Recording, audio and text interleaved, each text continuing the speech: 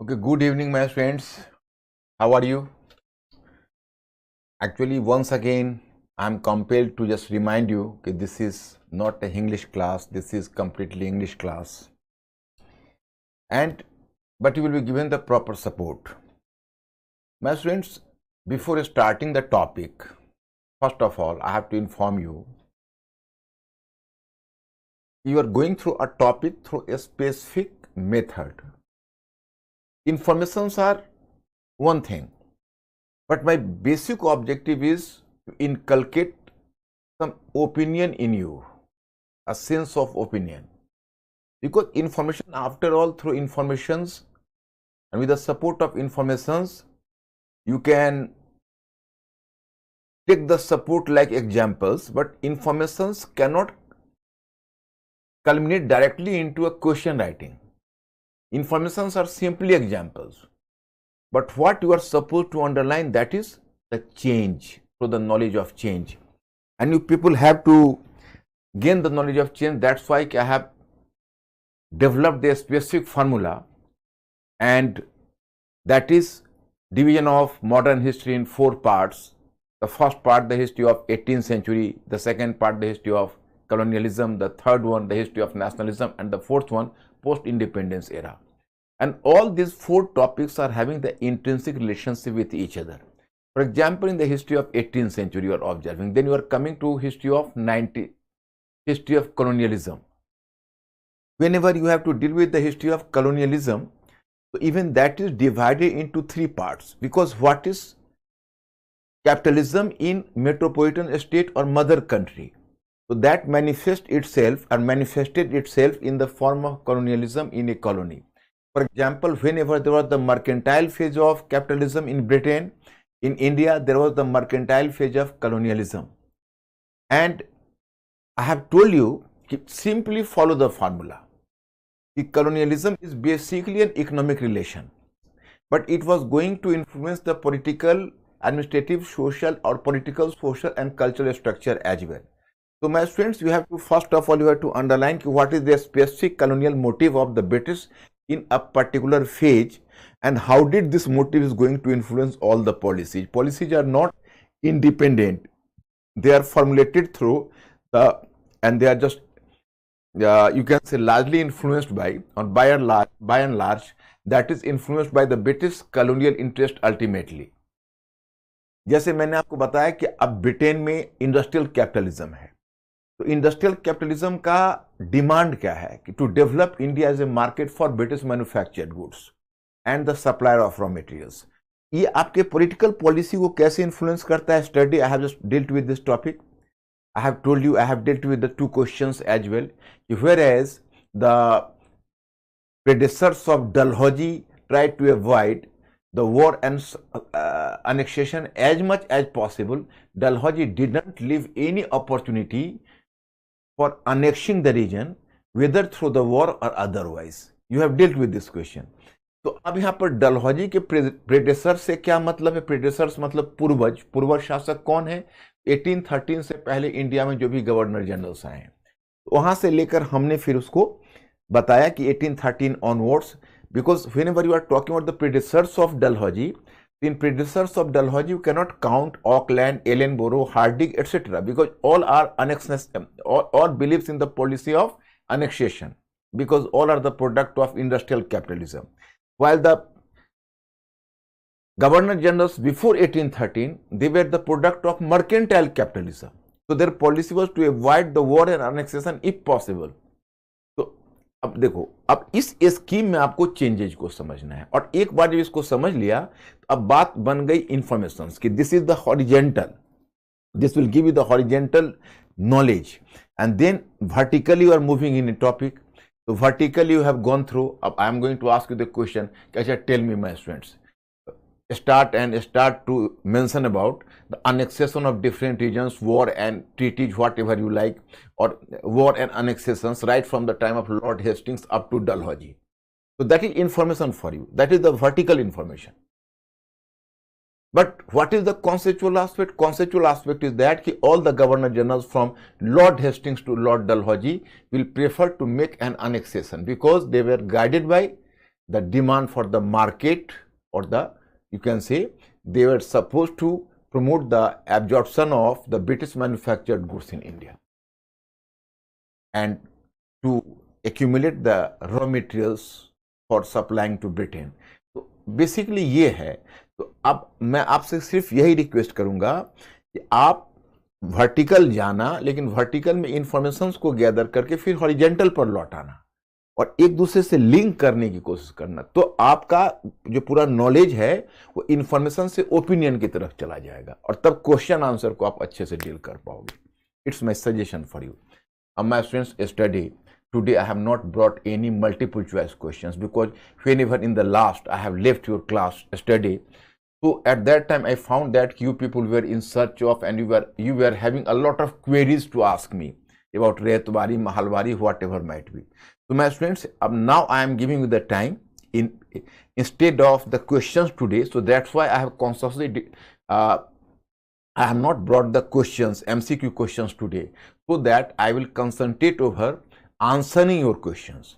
So if you people are having any queries to ask me about Rayatwari, Mahalwari, or whatever topic, administration, I have followed the diagram, that is political expansion or imperialist expansion, then administrative reforms. British believes in the wide extent administrative reforms there, and it was in this context I have talked about the land owner system as well. So if you are having some queries to ask, then ask, otherwise I will move further. Mr. Ankur, inform me.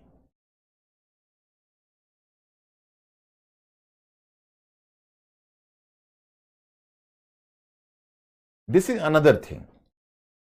So far as the question of impact is concerned, you should not bother about the impact at this stage. Obviously, you can say the British is making the claim that the impact is modernized. Or for example, you can say that they try to improve the better law and order situation through the suppression of pindaris and suppression of thugis. So that is beneficial for Indians as well. As for, you know, judicial reforms, so what they did, and who have asked the question?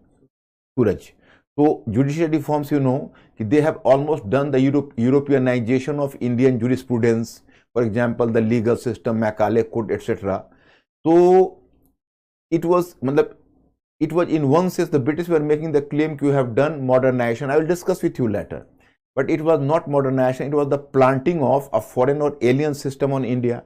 Even today you find the Indian Penal Code today is largely influenced by, or by and large influenced by the Macaulay's Code. Even today Macaulay is brought into the dock because it is Macaulay who made a system which was alien to India. For example, you can say today Article 124A, where the provision of the sedition, or rather you can say earlier you find the, you can say banning the homosexuality, etc. So for that Lord Macaulay was being blamed.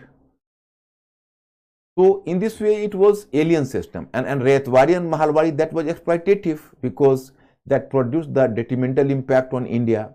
The Indian peasants were going to suffer due to the excessive burden of the land revenue, and apart from that, what system was introduced in India, that was the alien in nature for Indians, and it became one of the reasons behind even the Great Revolt of 1857. So that was the detrimental impact.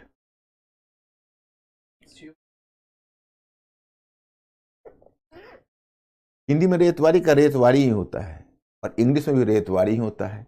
English में that there is the spelling, you know, you will write here Rayatwari in English and Rayatwari in Hindi. Both are the same.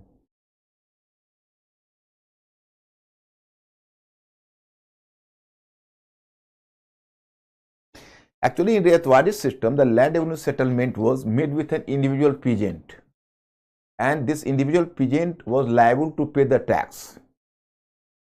And community land in Rayatwari system was under the control of the government. Okay. Apart from that, I have told you in Rayatwari system, the land revenue had not to be fixed forever or permanently, as you find in case of permanent settlement. Rather, in Rayatwari system, the land revenue system was revised again and again at every 20 to 30 years. So there was a provision for the enhancement of the land revenue from time to time, and land was made sellable, as you find in case of even permanent settlement, or Mahalwari, or etc. And this is the feature of Rayatwari. And in Mahalwari system, the major difference between the two was, in Mahalwari system, the land revenue settlement was made with community as a whole. For example, a body of co-sharers, or a village, or a mahal, that is called mahal. So settlement with the collective settlement with a group of peasants. This was the feature. So there was the concept of community land, and there was the village panchayat was stronger there. So that's why it is exclusively known.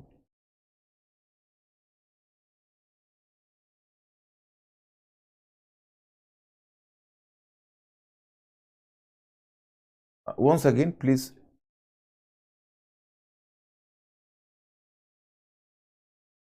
No, Mukaddam was not Jamindar, and Mukaddam was not collecting the revenue in the status of Jamindars.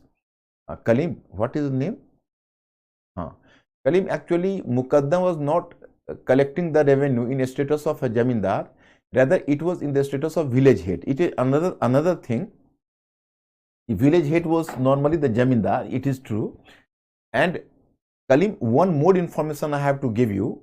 Even with Mahalwari system in some regions, for example, Talukedari, it was known as Talukedari because Talukedars were associated with the Mahalwari system. They have to collect the revenue.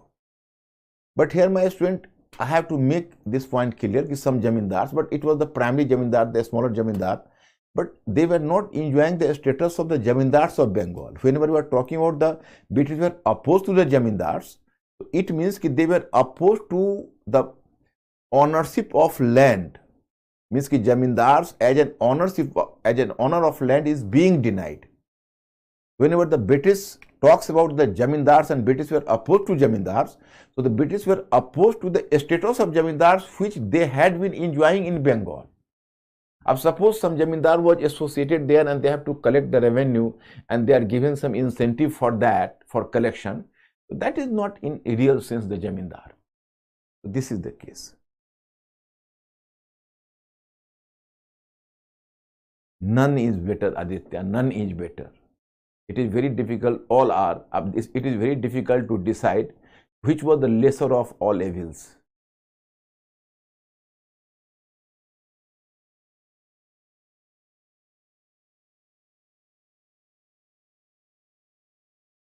Actually, it helped for maximizing the collection because earlier the Jamindars were associated with the system.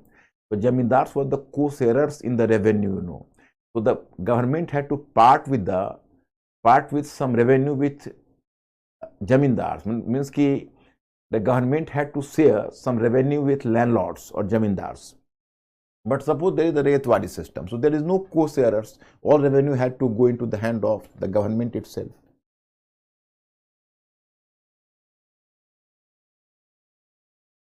My student, actually, technically, if you are going to use the term rent in Ricardian term, means that David Ricardo has used the term rent.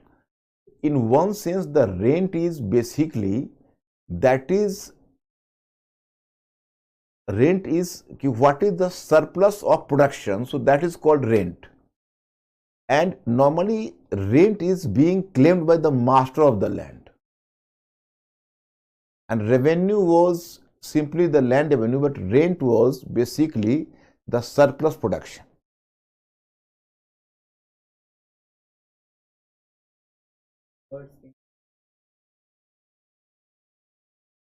Jyoti, for that, I will teach you just after modern history, the world history part. Because this phenomena is associated with the history of Europe.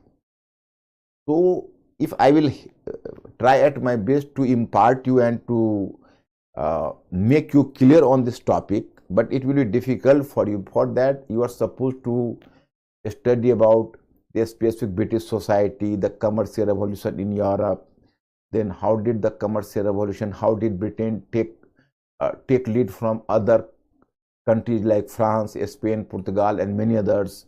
And how did the putting out system or domestic system developed in Britain, and how did it result into the rise of modern factory system? So, Jyoti, you have to wait up to the world history, please.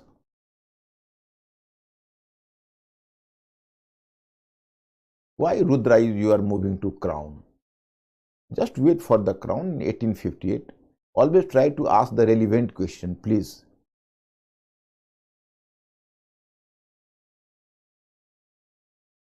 No.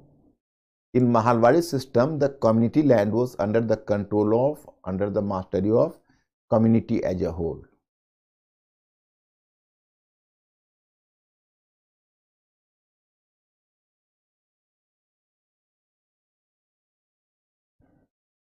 Actually, for that you are supposed to, in fact, who has asked this question?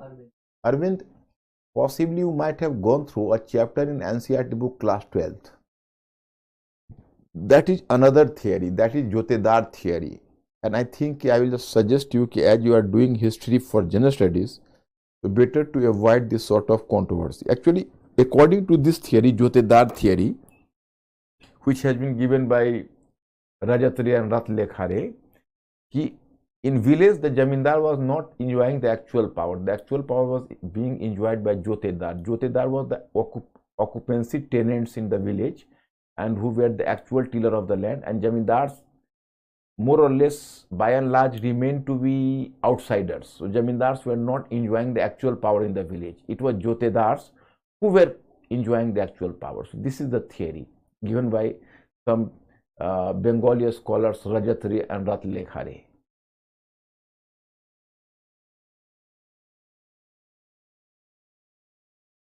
Once again.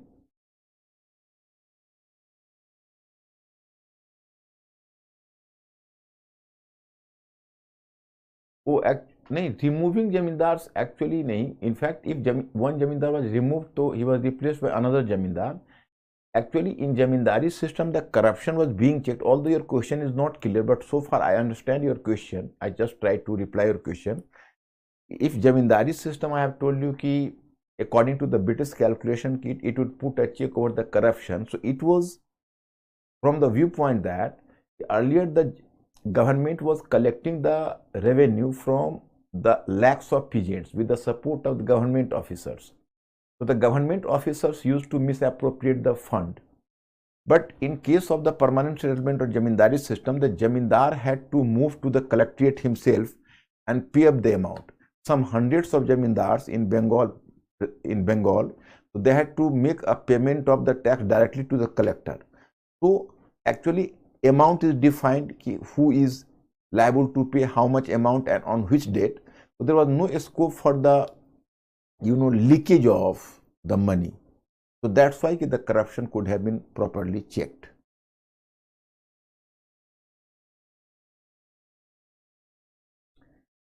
Actually, so far as the law and order is not strong and your judicial system is not your contract laws, your legal system is not defined, so in that case, the merchants and other entities who were just coming to India at that time, because in 1830, on the basis of the Charter Act of 1833, even the British and Europeans were given the right to purchase the land and to develop their plantation industry as well. For example, tea and coffee plantations. So they can live in India, they can invest in India, they can work in India only in the condition that if your law is going to be clearly defined. Otherwise, it might have created a problem for the British merchants here. Yeah. Anup, it was your question, Anup. I have replied your question, Anup.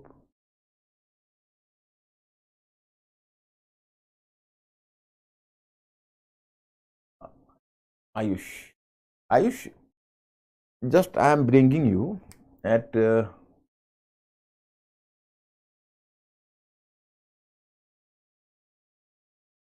just observe the diagram, Ayush.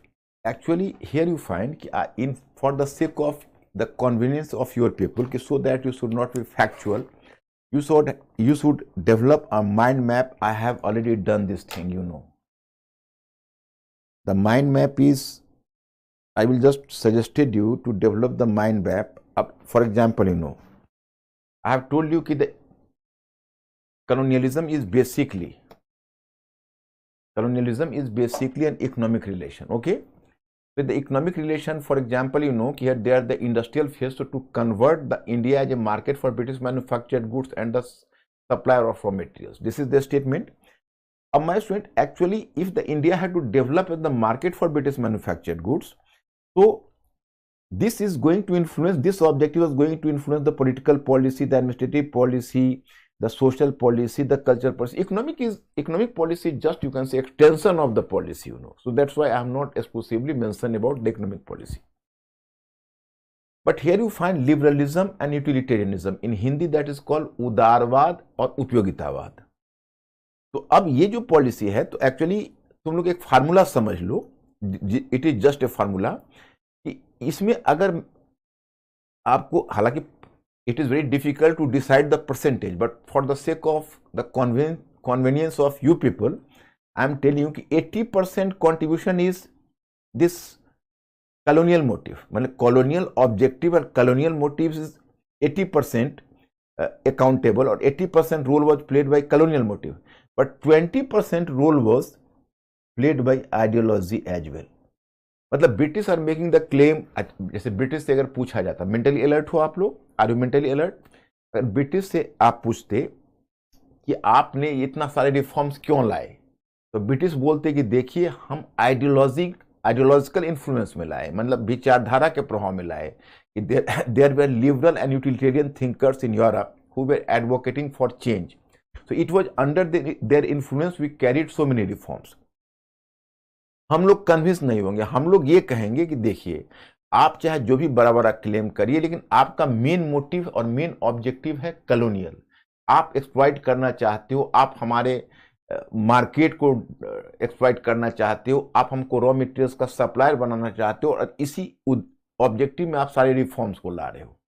तो basically हम ये नहीं deny कर सकते कि ideology का कोई role नहीं है. Ideology is not playing the role, rather we are going to accept that कि ideology is having some influence, but it was the colonial motive which worked as a decisive factor. Decisive factor is what, that is colonial motive. तो थोड़ा सा हम utilitarian thinkers like Bentham, Mill, ये सब का भी role accept करते हैं कि उनकी आइडियोलॉजी का भी थोड़ा इन्फ्लुएंस रिफॉर्म्स में रहा है. तो I think Ayush, your question might be may be answered, I think.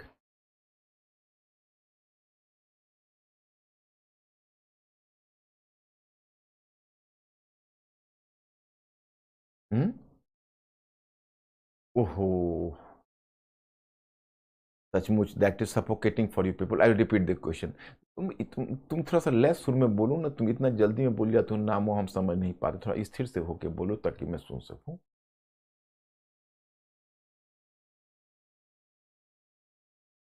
अच्छा Deepak, you are asking the question कि why the British want to know about Indian culture. Deepak, the time has elapsed now. You are talking कि there was the time कि British just want to know about Indian culture. You have asked me the question. So this phenomena is of mercantile phase, because in mercantile phase most of the British officers who were working in India, they were Orientalist in their approach, and British were having the little interest in bringing reforms in India. So they tried to maintain the traditional structure, and they were promoting the Orientalist idea. So they expected the British officers who had come to India, so they should have been familiar with the Indian past and culture. But in industrial phase, they were denouncing Indian past and culture. During this phase, you know, the liberal and utilitarian thinkers, which I have not so far taught you, I will teach you in future. So you will come to know that liberal and utilitarian thinkers just tried to criticize and made an attack over Indian past and culture. So this phenomena is of this mercantile phase.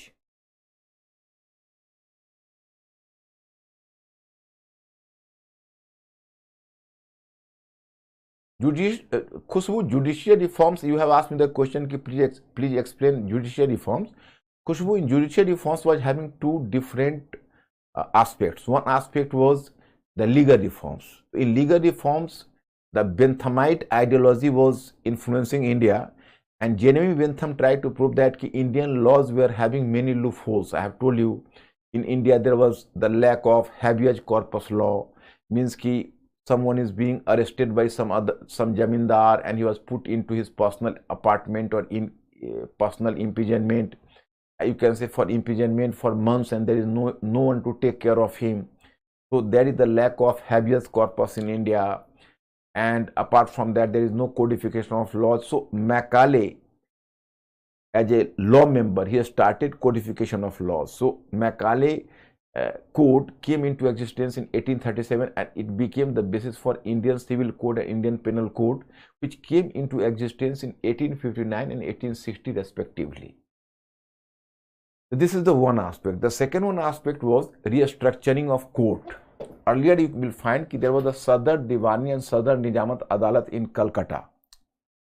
So this Sadar Diwani and Sadar Nijamat Adalat, and another was the Supreme Court in Calcutta. There was the dualism of the judicial system. In Sadar Diwani and Sadar Nijamat Adalat of Calcutta, it was the Indian laws which were in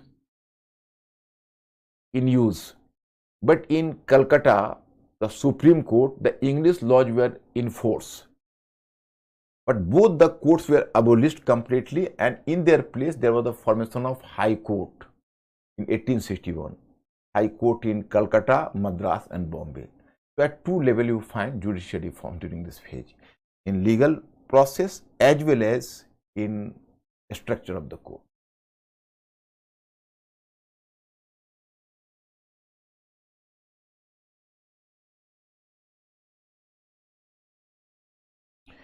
Actually, who?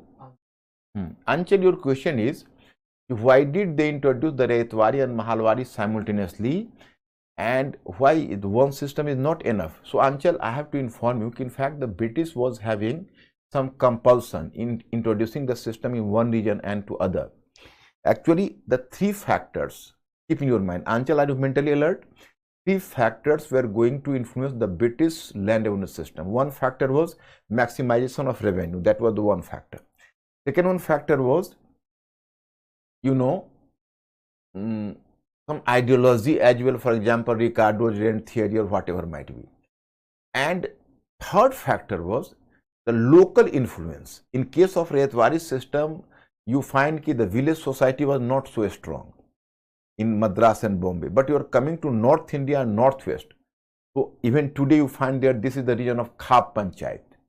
So in fact, there the Panchayat system or the village system or the village community was too much powerful, and they had been enjoying the power right from the time of Gupta period. So that's why you can say that they could not ignore the local elites. And it is due to this fact you can say they had to make a compromise with the village community. मतलब आप यही मानकर चलो आंचल कि British का motive था कि हम जितना मैक्सिमम प्रॉफिट ले सके ले, अगर जरूरत पड़ी तो हम गॉड को पूजे और जरूरत पड़े तो घोस्ट को पूजे, लेकिन अपने ऑब्जेक्टिव में कामयाब हो जाए, यही उनका मोटिव था.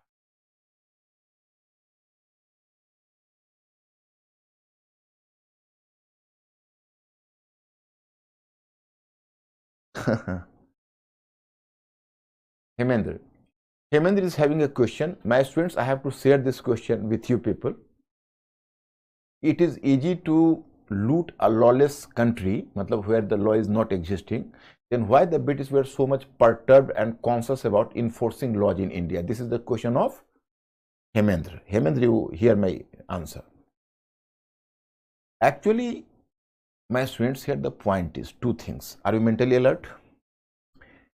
One thing is that if the British conquered India by dint of sword, but British were searching legitimacy in India. So suppose you cannot regiment a country for centuries. You can use the sword for some years or some decades, but not for centuries. And if India had to be exploited for century, so it means you have to establish an order, because in condition of lawlessness, You cannot benefit and reap your own profit. You cannot develop India as a market in condition of lawlessness. Number one. Number two, in fact, actually, even British society was not a static society. It was an evolving society. The Britain which fought the Battle of Plassey in India, that was another Britain. And Britain which was, you can say, brought railways and telegraph in India in 19th century, that was another Britain. That Britain was a mercantile Britain, and this Britain was an industrial Britain. So there was the rise of a new intellectual class. Even the democracy was gradually growing in Britain. So my students, in fact, a time will come that British had to address to their own intellectuals as well, to their own parliament as well, and they will try to pretend to perform a civilizing mission in the world and India. If they had to perform, they are making a claim of performing a civilizing mission, and you have creating the condition of lawlessness in a country. So how could you make such a big claim that we are performing a civilizing mission? So this was the reason. Polygarchs were the local jamindars, local military officers who were collecting the tax from the time of Tipu Sultan onwards. You can say they were known as polygarchs.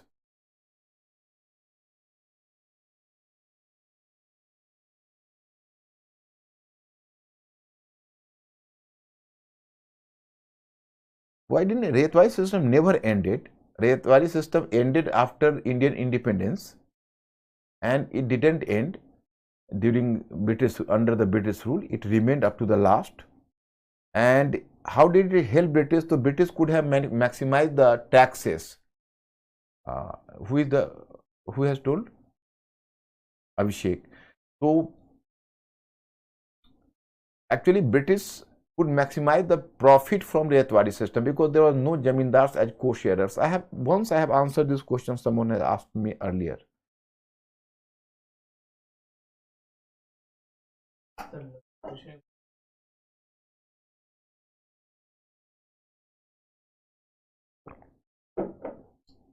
Lucky, actually, you have asked me the question why farmers accept this system, what was the motive and what was the motive to them, where I have to make you clear that in fact farmers didn't accept it as their sweet will.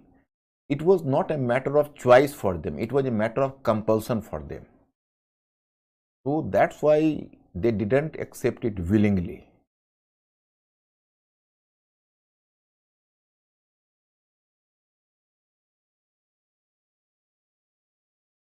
No, never abolished. Permanent settlement would be abolished under Nehru's government in 1954 after independence. I will teach you that after independence what happened. Nehru's government had to fight a lot for abolishing this system.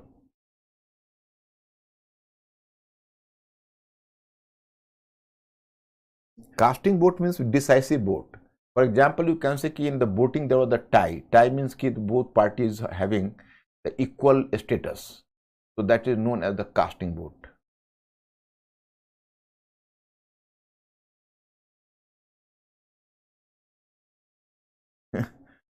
Vinay, you are asking me the question why Lord Hastings suppressed Pindaris. So actually, I have told you persistently because in order to maintain the law and order, because India had to develop as a market of British goods. So first thing you need is to, you can say, put a check over the lawlessness in India. And the Pindaris and thugs, they were creating the serious problem of law and order. So that's why the government of Hastings will try to put and decided to suppress the Pindaris. Yes, I understand. My student, actually today, that's why I didn't bring the question, and you people are right. Now I have to start the class, but I am asking one question from you people onwards. So please satisfy my question, then I will move further. My students, all the questions I entertained, so they are simply the factual informations, or somewhere at some place someone is having some sort of confusion, some doubts, so I have cleared the doubt. But I am myself is having a bigger doubt from you people, and you people have to answer my question. Doubt is that I have here drawn a diagram, and I tried to explain you the changes through the diagram. So please, my students, make me clear. Have you been clear about the basic essence of the diagram or not?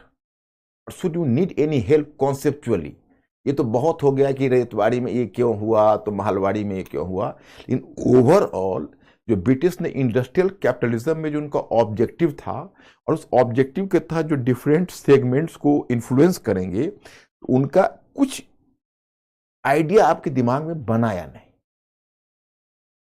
Please answer my question.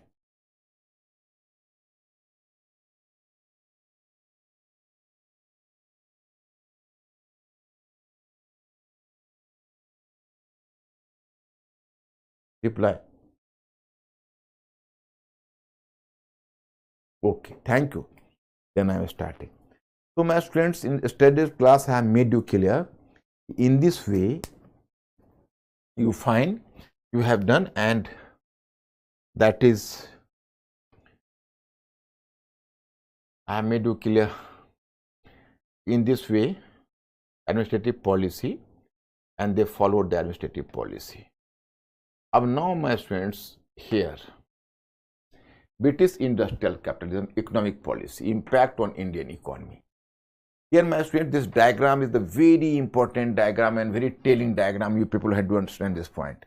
Now just one question I am asking you people. You know कि British colonial policy damaged Indian economy. Ankur, I am asking one question. You will work as a bridge and inform me. My students, be mentally alert. My question is, the British definitely affected Indian economy in commercial phase, in mercantile phase, industrial phase, or financial phase, all. But my question is, I am posing a question to you people: did the British policy damage Indian economy more in mercantile phase or more in industrial phase? Means कि Indian economy was damaged more either in mercantile phase or in industrial phase. Please reply my question. Be fast, my students.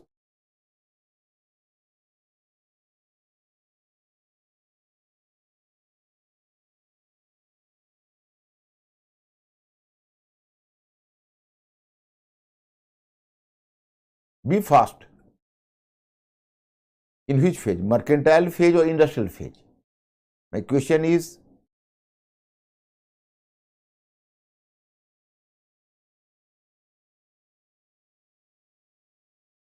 yes, you people are right. In what way I am making clear? Here, find here agriculture, supply of raw materials and grains, commercialization, famine and hunger. But here I am taking one thing. Just I am making clear. Just observe here. This is British industry.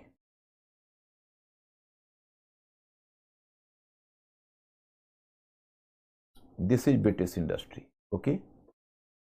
And this is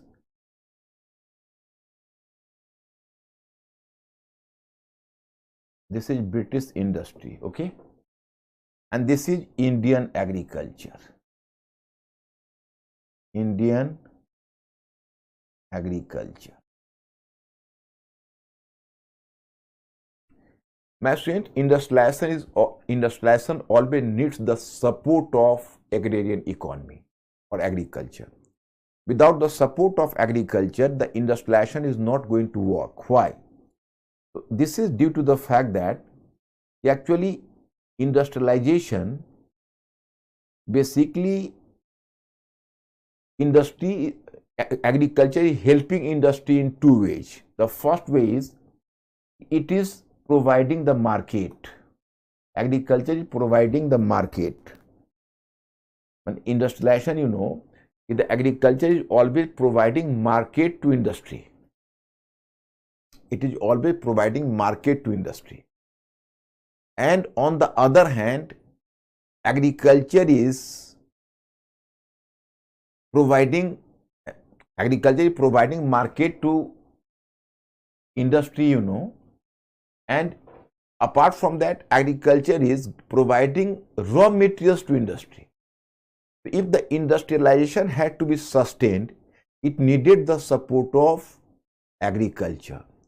And in every country, agriculture is giving support to industrialization. But my friends, in Britain, the thing was quite different. Different thing was that Britain was having a larger industrial base, but it was having a weak agrarian base because it was a tiny country. It was not having the larger arable land, and in spite of the technological advancement in agriculture, the agriculture was not in a position to give full support to the demand of industrialization, the raw materials as well as the market.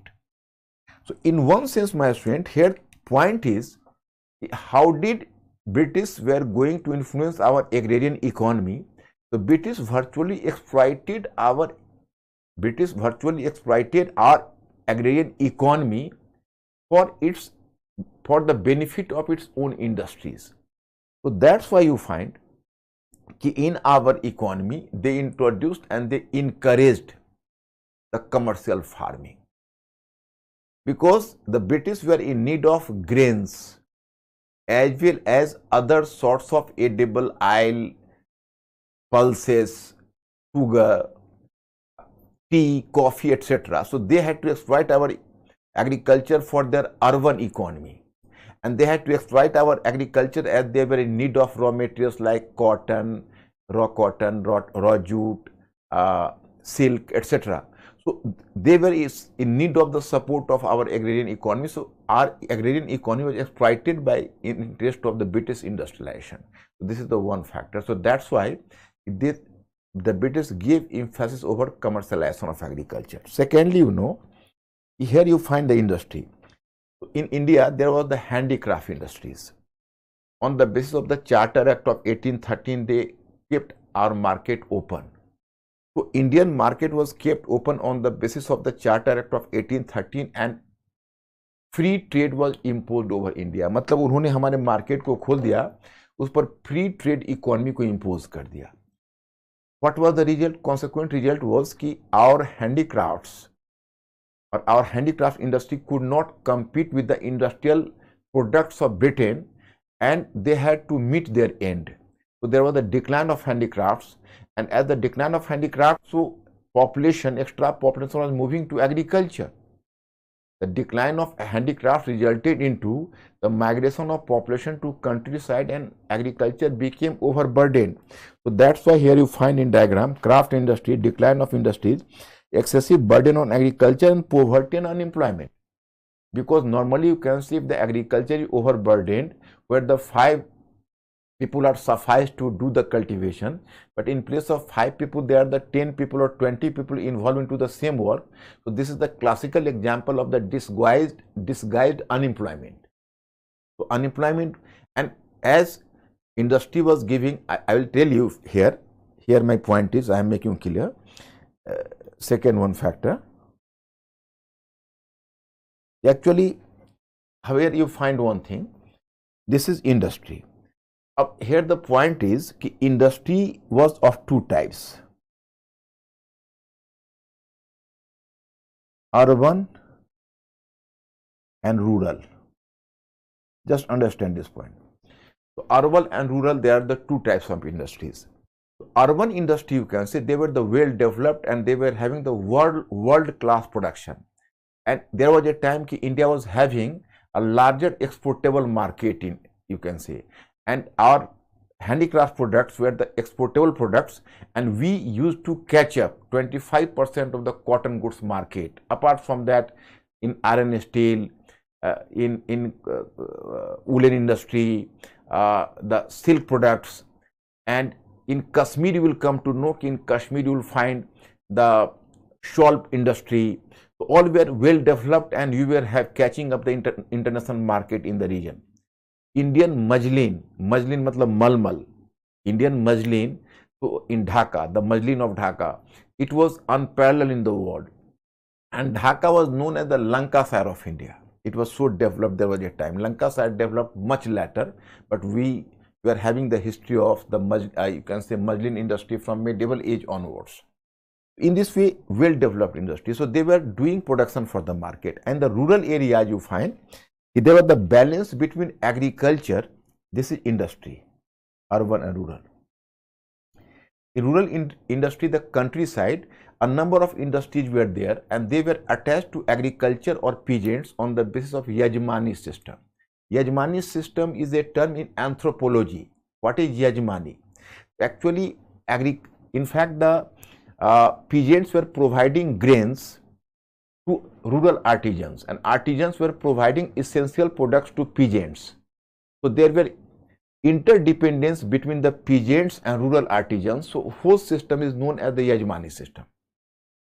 And as the rural crafts were also working, so it was giving some income to peasants, because peasants were not busy round the year in agriculture, because normally you can say agriculture could absorb them for 5 months, 6 months, and for the rest of the half of year they were unemployed. In that case, they could involve themselves into rural craft. It was the source of additional income for their family. Apart from that, the women, they were doing weaving and spinning. The spinning and weaving work were done by women exclusively, and they used to sell their products either to the rural crafts artisans or the urban artisans.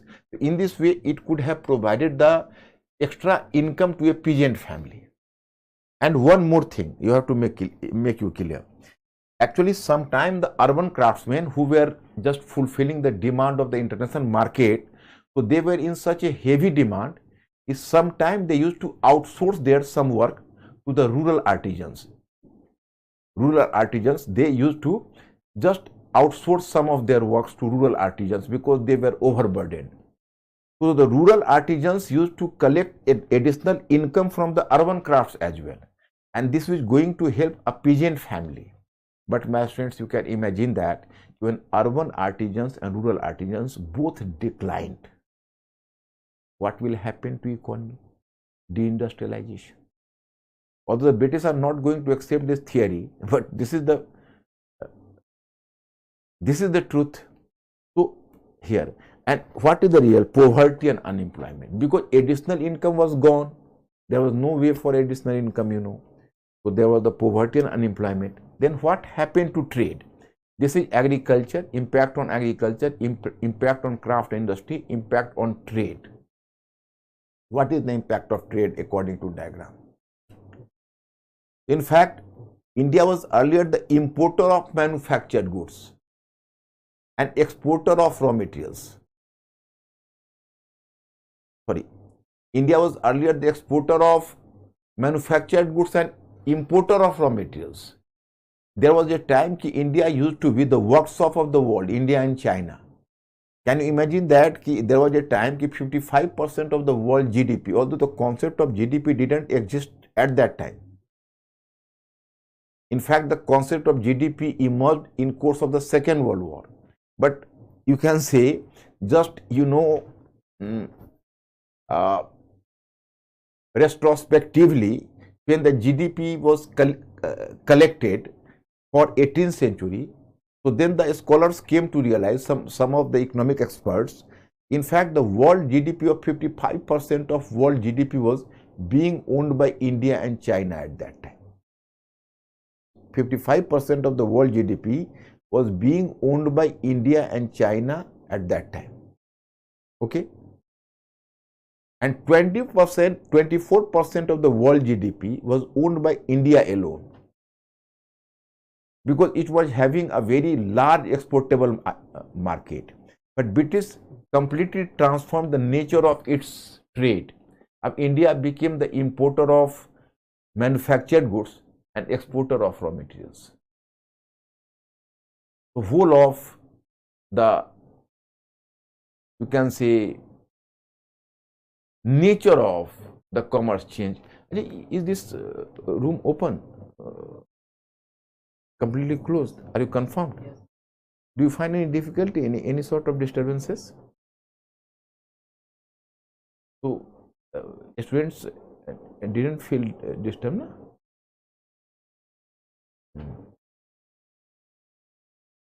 My friends, some unusual sound is going on, so you may find difficulty for some minutes. So please cooperate. I am not having any way. In the neighborhood, there is some marriage or whatever might be. So there is some unusual sound is going on. You may find some disturbance. Sorry for the inconvenience. So here you find the negative change in the structure of the economy. Negative change, structure of the economy. So this is the change in trade. In transport and communication, what happened?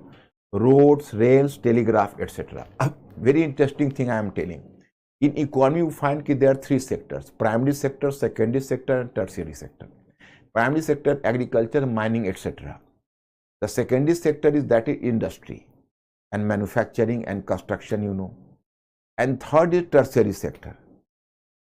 Sorry, in manufacturing sector, you know, like construction is now counted in tertiary sector, so manufacturing, mainly manufacturing. Then comes the term of tertiary sector, so transport, communication, banking, bima, insurance, etc. So all are going to form the part of this tertiary sector, which is tertiary sector is supposed to give support to primary sector and secondary sector. During the earlier phase of development of any economy, the complexion of economy should be that the primary sector should have the declining role and secondary sector should increase its role in economy, secondary sector, and tertiary sector should follow the secondary sector. But my friends, I have to inform you, Indian industry developed, Indian economy developed in very abnormal form. Abnormal form in the sense that here because the British consciously discouraged industrialization, because there was the deindustrialization in India, you know, and not simply that the British destroy our handicraft industries, but the British didn't try to compensate it through the foundation of modern industries. So there was the decline of handicraft industries, but as it was not compensated by the modern industries, so there was a case of deindustrialization. Okay. So on the one hand, there was the decline of handicraft industries or industries. On the other hand, the British, with an objective to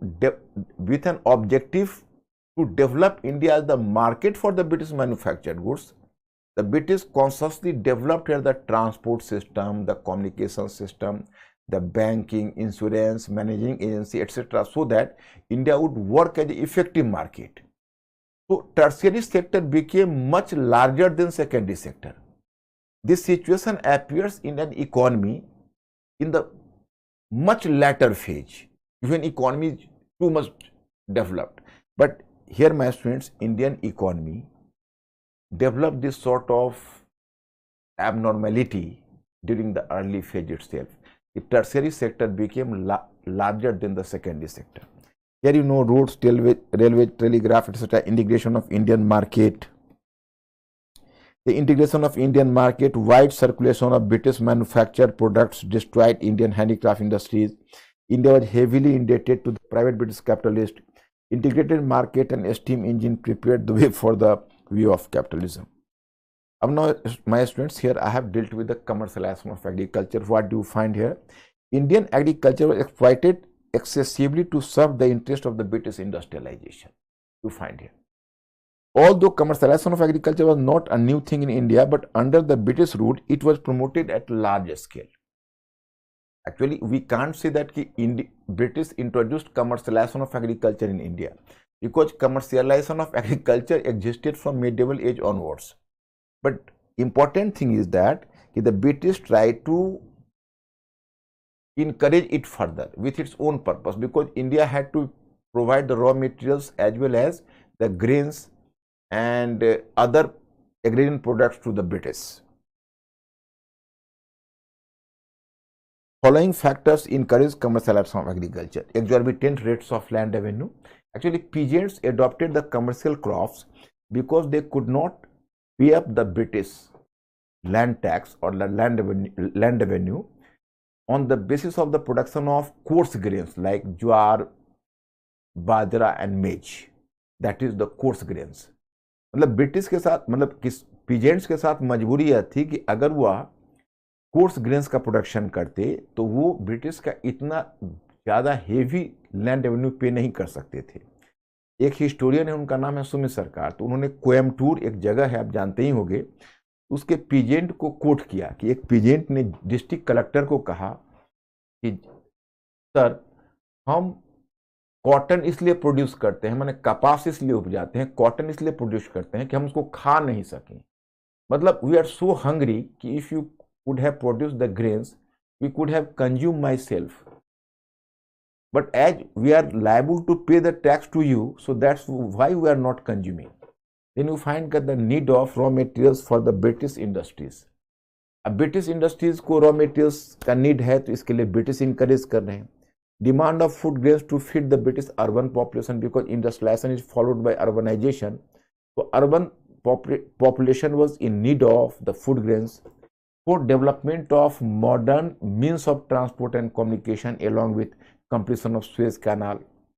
What is completion of Suez Canal? So you will find that, just observe the map of India, you will come to realize that Red Sea is today linked to Mediterranean Sea directly, but there was a time it was not the case. Red Sea was very near to Mediterranean Sea, but there was some land part which needed to be covered. It used to create a lot of hustle and bustle for merchants because you are carrying the ship through Red Sea, and by the side of the Red Sea you have to unload your ship. Another ship is waiting in Mediterranean Sea, so you have to carry the goods from Red Sea to Mediterranean Sea for crossing some land route, and then you can move your ship. So it was very you can say difficult task, very cumbersome task for the merchants. So in 1869 the Suez Canal was completed and it directly linked Red Sea to Mediterranean Sea. It means you will start from Arabian Sea, you will directly move to Mediterranean Sea, and from Mediterranean Sea even to Atlantic Ocean. तो direct जो link जुड़ गया ना, तो इससे क्या हुआ कि यहाँ से मतलब रॉ मटेरियल्स का जो एक्सपोर्ट है वो बड़ा इजी हो गया। अब शिप में लोड करते गुजरात के कोस्ट पर या कोई भी इंडियन कोस्ट पर, मालाबार कोस्ट पर, व्हाट एवर माइट बी, और सीधा वो अरबियन सी से क्रॉस करते हुए वाया रेड सी वो सीधे मेडिटेरेनियन सी और ब्रिटेन पहुंच जाता अटलांटिक ओशन के माउथ पर। This was the case. So it was, and in the mean time you find not simply that steam railways developed, so through railway you can carry the products from interior to ports, so that is going to help you. And with the development of railway engine, even a steam ship came into existence. Even the ship became too much efficient now and they could have carried the products, so that is the factor. Now here my students, you are given the information about limitations. What is limitations? Point first, the colonial rule promoted only those crops which were in high demand in Britain. Means कि commercialization of agriculture is not healthy. It didn't follow the demand of Indians, it followed the demand of the British. Point two, the system was imposed on peasantry. मतलब सुमित सरकार has given the statement, it was a forced process on Indian peasantry. मतलब Indian peasants didn't accept this commercialization of agriculture willingly, rather under pressure. And third one point, just try to observe. Under the colonial rule, the beneficiary class had no economic liability, but this burden was transferred on the lower classes. What is the case? I am making clear. Observe this diagram, please. Observe the diagram. Here you will find the role of peasants. Here find your peasants. So above the peasant there are merchants come money lender. For example, you can say in the village there is some local merchant, and this merchant is playing the dual role. Is working as a money lender as well. So normally they used to give the advance money to peasants. So peasants were basically indebted to the money lenders. So money lenders could force the peasants to sell their products at the time of harvesting itself. मतलब हम आपको ये कहना चाहते हैं, जैसे commercial crops होता है, तो कमर्शियल क्रॉप्स में जिस समय उसका प्रोडक्शन होता है, हार्वेस्टिंग होती है, उस समय अगर उसको आप सेल आउट करोगे तो उसमें उतना कॉस्ट वो नहीं देंगे आपको। तो आप उसको स्टोरेज करके कुछ टाइम रखते हो तो उसका कॉस्ट बनता है। लेकिन यहाँ पर दिक्कतें ये आ रही हैं, ये बेचारे जो पीजेंट्स हैं वो मनी लेंडर्स के इंडेटेड हैं, और मनी लेंडर्स उनको हार्वेस्टिंग के टाइम में उनसे क्रॉप्स ले लेते हैं और रोक नहीं पाते हैं, तो they could not get the proper rate for their products. तो इस तरह से जैसे तैसे दामों में, मतलब चीपर रेट में इन्होंने ले लिया उनसे products, or they have taken their profit, and after taking their profit, they could have sold the products to merchants above. This is not the single merchant, they are the hierarchy of merchants. So merchant above, and these merchants would just sell the products to the exporters. Exporters will export it the international market, and shipping industries were also under the British control or the control of the British capital. So even the master of and the owner of the ship owners, so they were equally benefited, and it is the matter of profit for them. वो भी अपना profit ले लिया.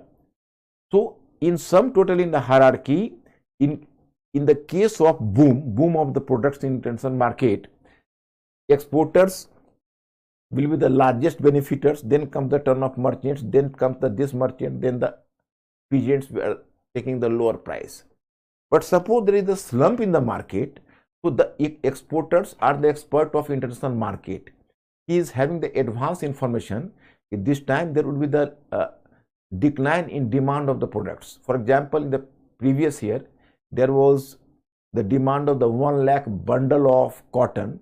So this time 50,000 bundles only. So they will simply purchase 50,000 bundles from the merchants below, and even these merchants will purchase the 50,000 bundles from the merchants below. But what will happen to the peasants, because they had made a production of 1 lakh bundles on the basis of the previous estimation. तो मतलब यह है कि इसमें peasants को, मतलब एक बड़ा अच्छी बात एक इकोनॉमिस्ट ने, एक एक्सपर्ट ने कहा, इस कमर्शलाइजेशन ऑफ एग्रीकल्चर का सबसे बड़ा फॉल्ट ये था कि जो इससे लार्जेस्ट प्रॉफिट लेता था वो अपना बर्डन या रिस्क अपने से नीचे वाले के ऊपर डाल देता था. मतलब I am repeating the sentence, actually the worst part of this commercialisation under colonial rule was that who was taking the maximum profit from this commercialization used to shift their risk over their subordinates, and finally all the risk was shifted on the head of the peasants. The peasants were the worst sufferer under this commercialization. And then you find the production of commercial crops led decline in production of coarse grains, which was the staple diets of poor masses in India. Consequently, it intensified hunger problem in rural India. Here I am giving the example. Under the British rule, you will find the growing cases of famines. The growing incidence of famine, why? It is due to the fact. Now here you can see, this is suppose ki 10 bighas of land. Just imagine ki 10 bighas of land. In 5 bighas of land, for example, there is the production of commercial. Actually, earlier there was the peasant A. His name is A. He used to produce the coarse grain in 10 bighas of land. So the grain requirement of his family of his family in a year was fulfilled. This time he simply produced the grains in 5 bighas of land, and in 5 bighas of land he produced cash crops. Cash crops he didn't produce willingly, because without the production of cash crops he could not pay up the amount of land revenue or even the interest of the money lenders. So finally he had to lose his land. So with this fear he produced cash crops in 5 bighas. So if there could have been the technological upgradation, or the commercialization could have been preceded by technological upgradation, इससे पहले अगर उसका तकनीकी विकास, technological development हुआ होता, तो संभव था कि 5 बिघाज ऑफ लैंड में ही इतना प्रोडक्शन हो जाता कि उनका ग्रेन रिक्वायरमेंट पूरा हो जाता, लेकिन वैसा तो हुआ नहीं. तो there was no technological upgradation. So in 5 bighas of land, in 5 bighas of grains, he simply fulfilled the grain requirement of the 6 months for his family. And whatever amount he got through cash crops, so all amount was misappropriated by the government and the money lenders. So nothing was left into the hand. You people, you my students, you are in English medium, if you might have gone through a novel, Godan by Prem Chandra. So that is the classical example and exact example of the exploitation of peasantry under the commercialization of agriculture. अच्छा centre बनाते तो क्या करें, side बनाए. Okay okay okay, yes yes yes. तो my students, here you can say in 5 bigha job, this is the coarse grains and this is cash crops. So through, you can imagine that through the coarse grains of the 5 bigha of land, they could not fulfill the demand of their family, and for the rest of the 6 months, his family is and family members are going for hunger. So the growing incidence of famine became a regular feature under this commercialization. So this commercialization was a forced process on Indian peasantry, and this is the worst part. So my students, you may be clear. Decline of handicraft industries. Obviously, I have given all the points, and the points might have been clear for you people. With the Charter Act of 1813, the first of all, I have discussed about the Charter Act. The Charter Act opened the market of India for the British manufactured goods. So in this way, you can say the Indian market was flooded with industrial goods of Lancashire and Manchester, because in Britain, Lancashire, Manchester, Glasgow and Birmingham, they emerged to be the 4 important centers of industry. Lancashire was a center there. This whole process impacted Indian handicraft industries negatively.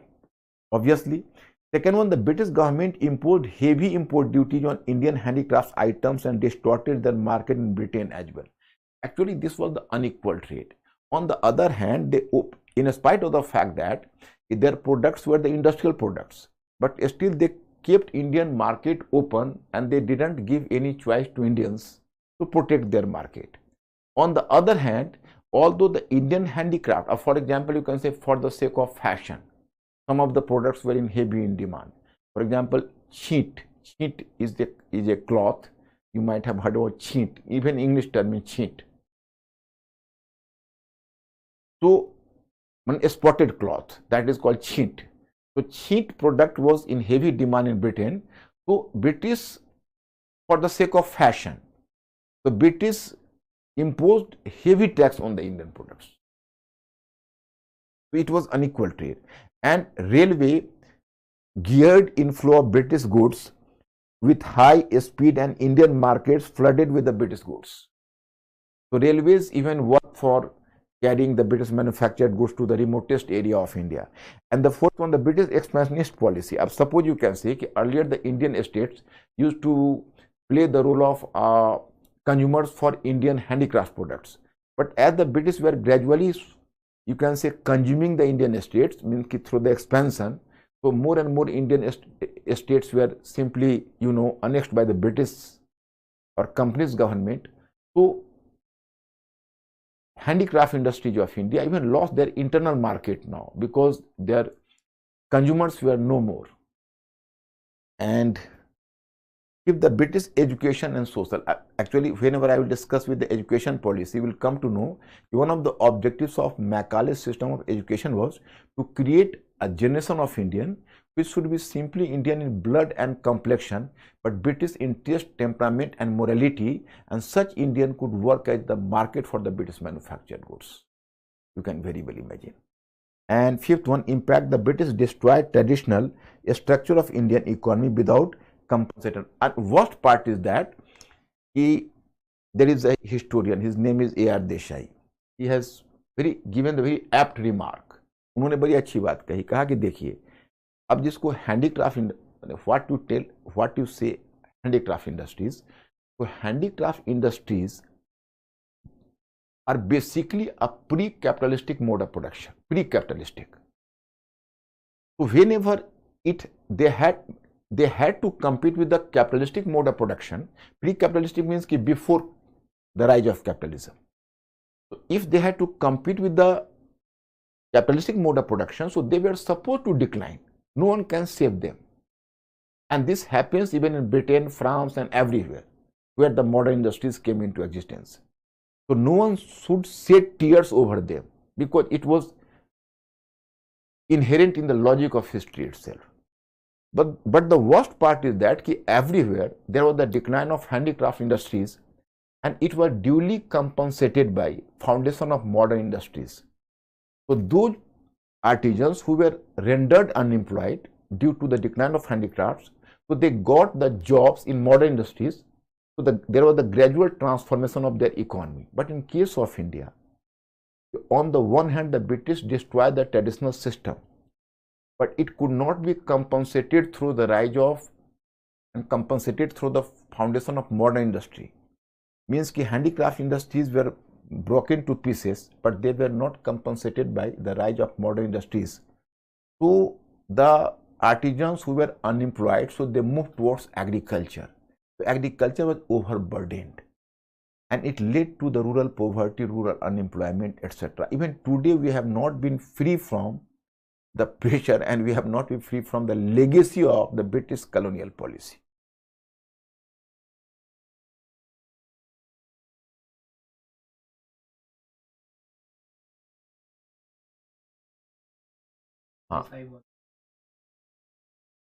देखो, who told?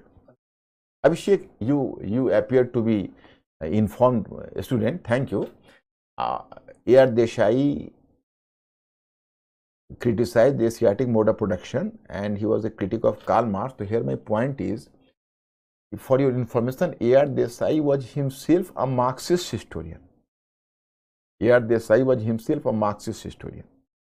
But in India, the major irony is that almost all the Marxist historians who adopted the Marxist paradigm to the analysis of history, so these Marxist historians basically they were the critic of the Asiatic mode of production of Karl Marx. लेकिन अभिषेक तुमने Karl Marx का Asiatic mode of production का नाम यहाँ बेकार ले लिया। कोई बच्चे अब पूछेंगे कि भाई कार्ल मार्क्स का एशियाटिक मोड ऑफ प्रोडक्शन क्या है, तो कॉम्प्लिकेटेड चीज है और वो रेलिवेंट यहाँ नहीं है, और उसे मैं समझाने लगूंगा तो डाइवर्जन हो जाएगा और बच्चों को समझने में भी मुश्किल होगी।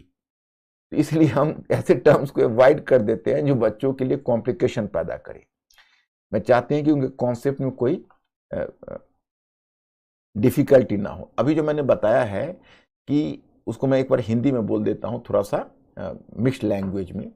बेसिकली मैंने कहा कि हैंडीक्राफ्ट इंडस्ट्रीज का डिक्लाइन हुआ, उसका कंपनसेशन मॉडर्न इंडस्ट्रीज के द्वारा नहीं किया गया। तो अगर हैंडीक्राफ्ट इंडस्ट्रीज का डिक्लाइन होता है तो no one should shed tears, मतलब किसी को आंसू नहीं बहाना चाहिए, क्योंकि ये तो इतिहास के लॉजिक में है। जब आप मॉडर्न इंडस्ट्री लाओगे तो हैंडीक्राफ्ट को जाना होगा। But basic problem was that कि उनको कंपनसेट तो मॉडर्न इंडस्ट्रीज से होना चाहिए था, लेकिन कंपनसेशन किया नहीं। तो जो पॉपुलेशन का बर्डन है वो एग्रीकल्चर पर चला गया, जिस कारण से पोवर्टी, फेमाइन, अनएम्प्लॉयमेंट, जितना आज इंडिया का most of the rural backwardness देखते हो, उसका बहुत बड़ा रीजन ये है। क्योंकि अब देखते हो अर्बन और रूरल, मैंने बताया कि दो तरह की इंडस्ट्रीज हैं, दोनों में क्या प्रॉब्लम है। अब रेलवेज इंटीग्रेटेड, अब रेलवेज, अब देखो, अब you are just observing railways here, the modern transport and communication system. Okay, railway objective to transport the British goods each and every corner of India, मतलब टू यू हैव टू मतलब carry the British products to every corner of India. मतलब what was the objective behind the foundation of railways? To carry the British products, manufactured goods to every corner of India. Point two, to bring raw material to coastal area. मतलब you have to bring the raw materials from interior region to coastal area, so that will help, railway will help. Development of Indian Railway presented guaranteed return to the British. One benefit of the railways for the British company was that, which I will discuss in the third phase, financial phase. Actually, due to the industrialization, there was the accumulation of capital in Britain. There was the accumulation of capital. So, as there was the accumulation of capital in Britain, so the British capitalists were searching some venue for investment, because this is inherent in the logic of capitalism: profit, profit and more profit, where to invest the capital. So they found the colonies at the better destination to invest the capital, because in colony labor is cheap, and in every production both the capital and labor both are having their contribution. If labor is cheaper, then there is better return on the capital. So that's why the colony was just chosen as the very preferred venue for investment. और India में खासकर जो railways था उसको तो और भी prefer किया, कि रेलवे पर उन्होंने 5% गारंटी शुदा प्रॉफिट का प्रोविजन दे दिया कि भाई देखो आप रेलवे में इन्वेस्ट करो, अगर even if you face the situation of deficit तो have patience, even in case of deficit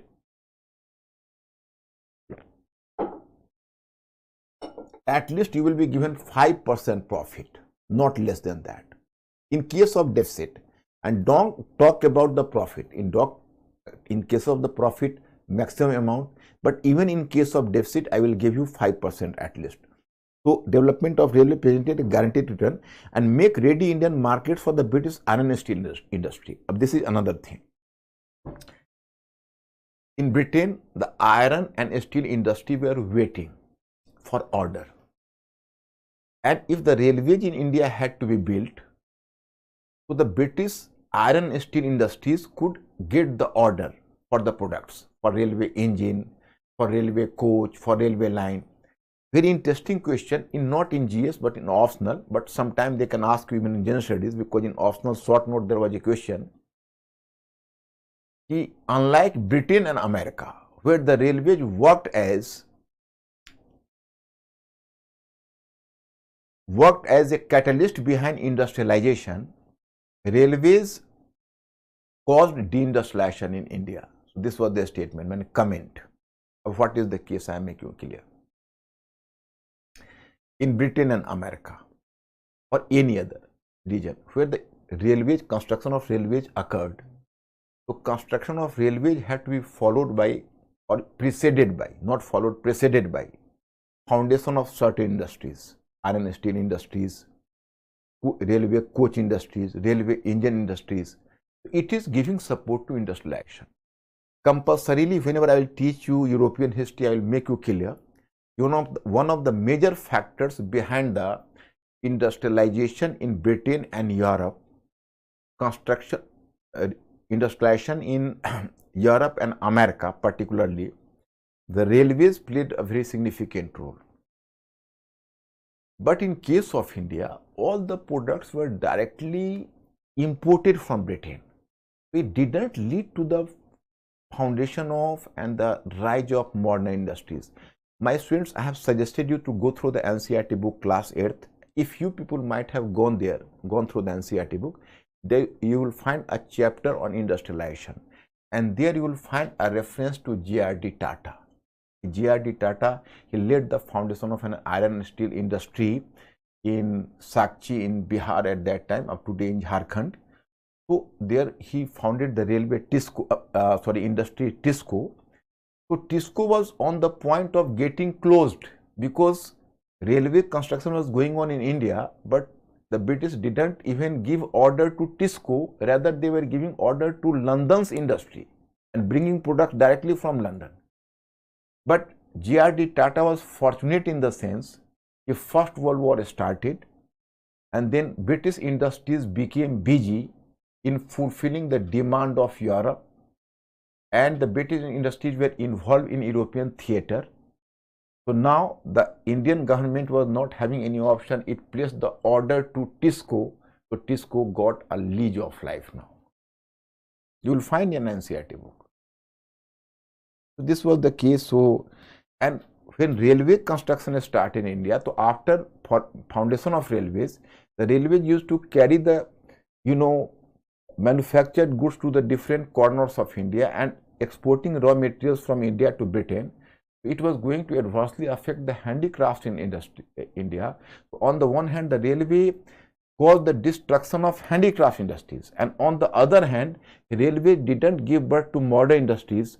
So that's why in Europe and America, it was working as a catalyst behind industrialization, but in India, it caused deindustrialization. So this is the case, my friend. कौन सा? Which one? Which question, my student? I am forgetting. So please remind me. Give a reminder.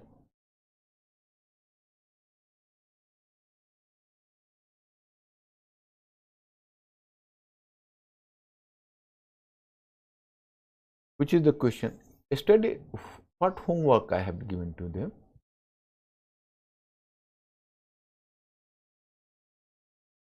Which question, my students, please?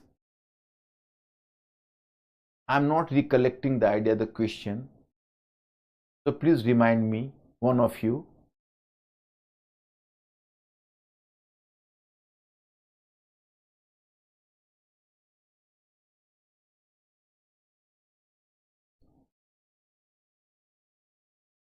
What?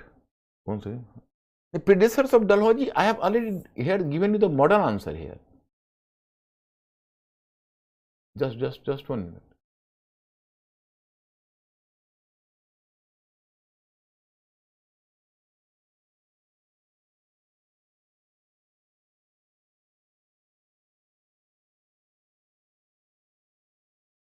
Oh, this one. Okay, my friend. Okay, my friend. Then have you done the work? My friends, please make me clear. Have you tried this question? Did you get success?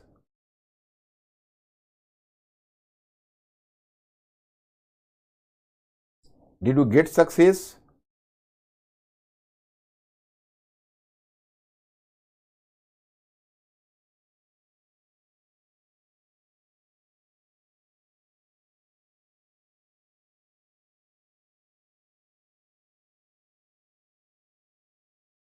Okay. My friends, there's the question. So, how to deal with this question, you can say? So, there is the question, you can say that Dalhousie brought rapid change in the map of India, which could have not been possible only with the help of wars. Today, my time is over, my friend. I am sorry for missing today, but tomorrow I will answer your question, because there is 7:54 and from 8 o'clock a batch is, but I am still having some minutes, 1 and 2 minutes, so I will just help you here. Dalhousie brought rapid change in the map of British India, which could have been possible only with the help of wars. Examine the statement. So, you can start here the question. Dalhousie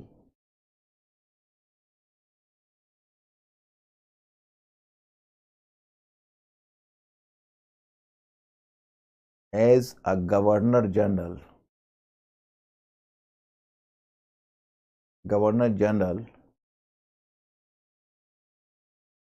was Dalhousie as a Governor General was known for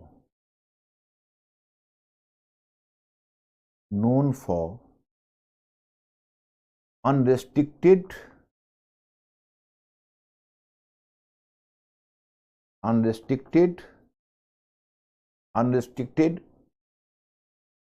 imperialist expansion in India. Imperialist expansion in India.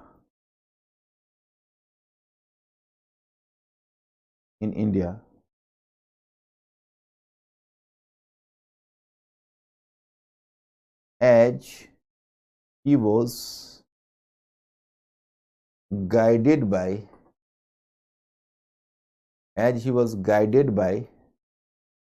British, by the interest of